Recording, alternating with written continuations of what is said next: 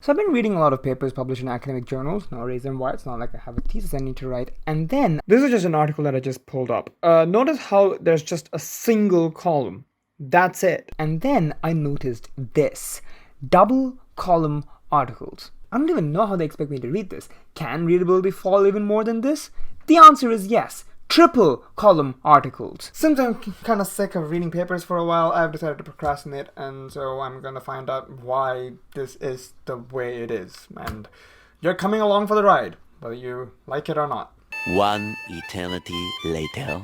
This is, of course, a hold-up from the days of physical typography, motivated primarily by this widespread belief in the publishing industry that shorter the width of your text, better the readability. The idea behind this is that while your eyes are at the end of one line, the beginning of the next line is still in your peripheral vision, which allows you to go to the next line without much error. Does it work?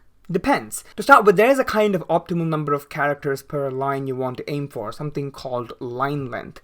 Too long and it's going to be hard for you to find the next line, and too short and what is this, Japanese? Also, yes, I'm talking only about English typography. I don't know how it works for other languages. Don't at me. The minimum line length for any print document is around 45 characters per line, and the maximum is around 75 characters per line. That is a lot of leeway, and the reason why comes to our next point, alignment. There are three common alignments: left, center, right, and justify. We're going to ignore the first three. Print publications tend to prefer justify because they make the edges look nice and pretty. You can do this in one of two ways. You can either change the width of the white space between letters and words, or you can break words apart and put a hyphen in the end. It is to account for these various alignments that you need to provide large room for variations with regards to the line length. In any case, the short line length is the reason why the default LaTeX template has ginormous margins. It's not because it's easy for the people who are reading it to annotate it, although it is also very useful and easy to do that. But this, interestingly, is not common across all journals. There's a kind of rough relationship between how text-heavy the articles in your journal are and how many columns you have. The more mathematics-leaning, equation-heavy papers tend to be single columns because equations don't look nice on multiple columns. On the other hand, the more text-heavy, so the more humanities-leaning side, you have more columns. And yes, there are exceptions, there are always exceptions. Because here's the thing, decreasing line length increases readability, but decreasing font size decreases readability. So we're kind of back to where we started. But now you have more text per page than before, which means now you have driven the manufacturing costs down because you don't have to print that many pages. Or now you've created more empty spaces for yourself to have ads on. Remember when traditional advertising was still effective? Anyway, this is why I keep stressing the fact that this is a holdover from physical typography. Because when you look at online journals, you see that you have two options, PDF and HTML.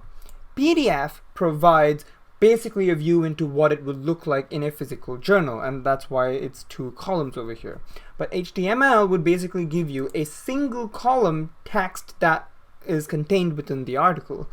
The problem being that for HTML, they haven't yet figured out how to make the equations look nice, so you have to rely on the PDF because while the double column is shitty for readability, I can at least read the main equations involved. Because on a digital screen, there is no such thing as page count, and making things single column can actually decrease ad space rather than increase ad space, which is why while paper magazines often use multiple columns, digital magazines don't. That said, as with many things to do when ported to a digital screen, there are some issues, but we'll get to that another day.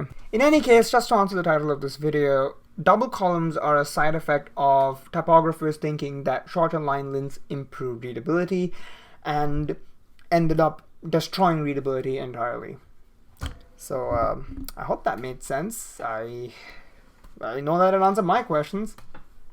I hope it did yours too. So I'm gonna stop procrastinating and get right back to work.